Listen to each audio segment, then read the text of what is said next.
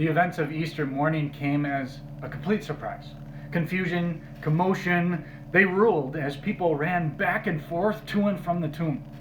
Each of the eyewitnesses, well, they had their own experiences in the course of events.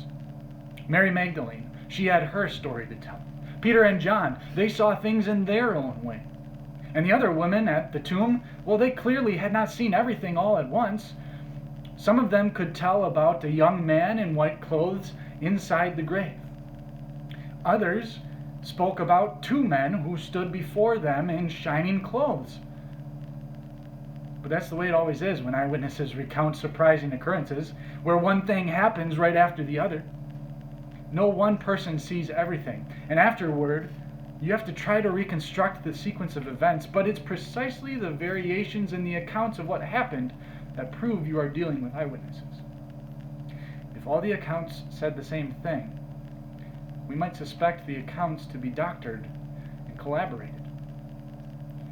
But as it is, we have the opportunity to experience the complete amazement, commotion, confusion, doubt that the witnesses experienced on Easter morning.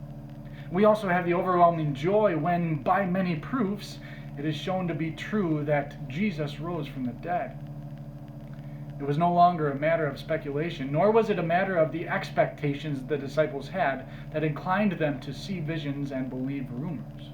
They were just as reluctant as we can be to believe that someone could be resurrected from the grave. They were men of reality, and it was for this reason they were convinced by reality and could say, "This Jesus is the one God has raised up." We are all witnesses of that. You know, we can learn so much from the disciples in all their doubting. When they first heard about the resurrection, they thought it was hearsay, even though Jesus told them it would happen.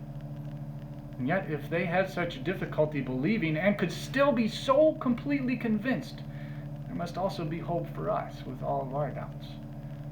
Jesus' truth and reality are so much greater than everything that gets in the way of them. We think, we wonder, we speculate, we guess, but Jesus is who he is, and none of us can alter that.